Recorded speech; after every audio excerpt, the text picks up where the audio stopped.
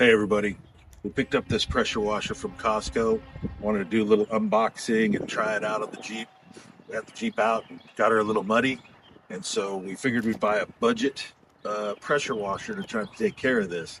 How much was this thing, Lori? About $120. 120 bucks, and this is a K2 from Karcher. Shows down here that this is basically like the second level out of 5 that they have. It's an electric pressure washer. 1600 psi. It wants 1.35 gallons per minute. Area efficiency says 270 square feet. I'm not really sure what that means, but it's got a picture of a bicycle, a wheelbarrow and a shovel, a bench, a fence and sidewalk, motorcycle, cars. Basically, I think what we're dealing with here is kind of like a lightweight, not a real strong pressure washer, but it's definitely good on the budget. A bit cheaper than some of the higher power ones, but we're gonna see how it goes and how it works. Let's crack this thing open.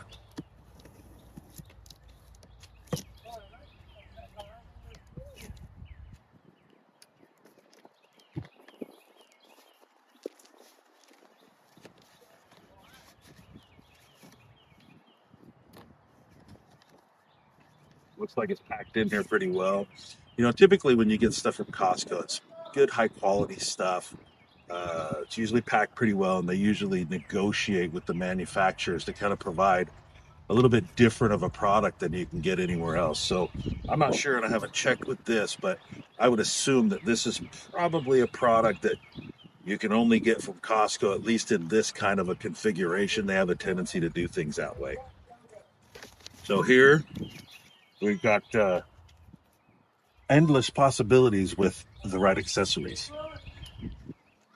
Whatever that means. All of this stuff. Probably never get to that. We got a power cord here. It's got a GFI plug on the end, which is good since we're dealing with water.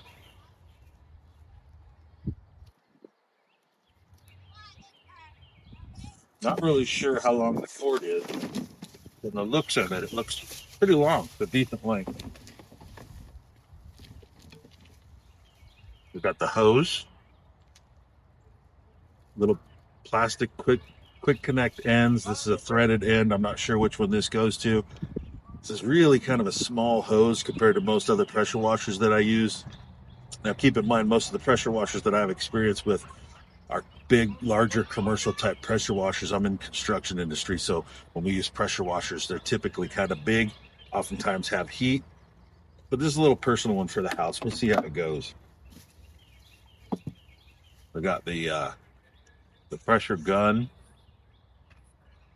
I mean, feels kind of cheap, to be honest with you. It's lightweight, doesn't weigh much.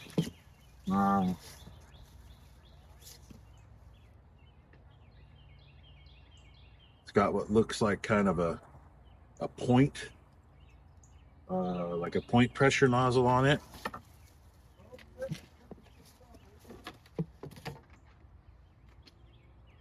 Yeah, and a fan. So they have different names for it. There's a couple of settings on here, hard and soft.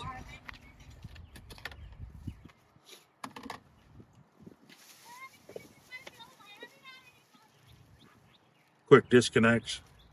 Plastic, honestly, these look kind of cheap. I'm not sure how long these are going to last. What do you want for 100 bucks, right? Really lightweight.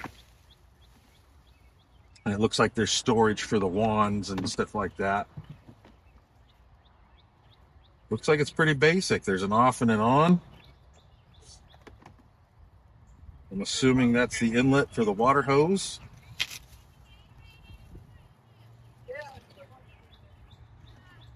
Actually, I'm not sure. I need to figure out how this thing goes together, and then we'll take a look at it.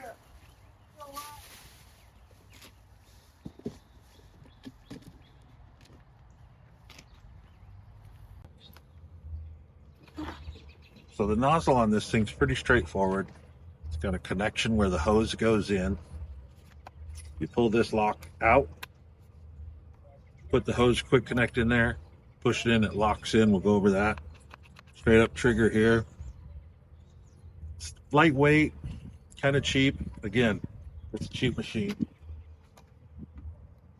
These wands fit in here and store in this side box here. The way that they work is you push it in against a spring and you rotate it, let it back out, and it locks it in there.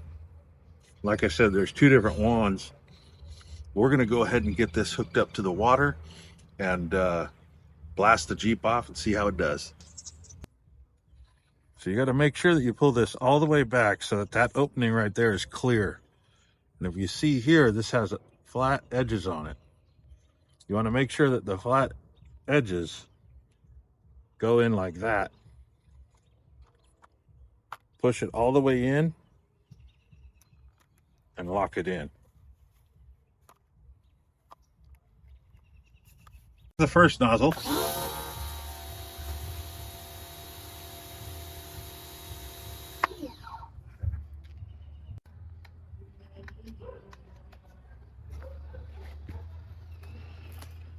There's a second nozzle.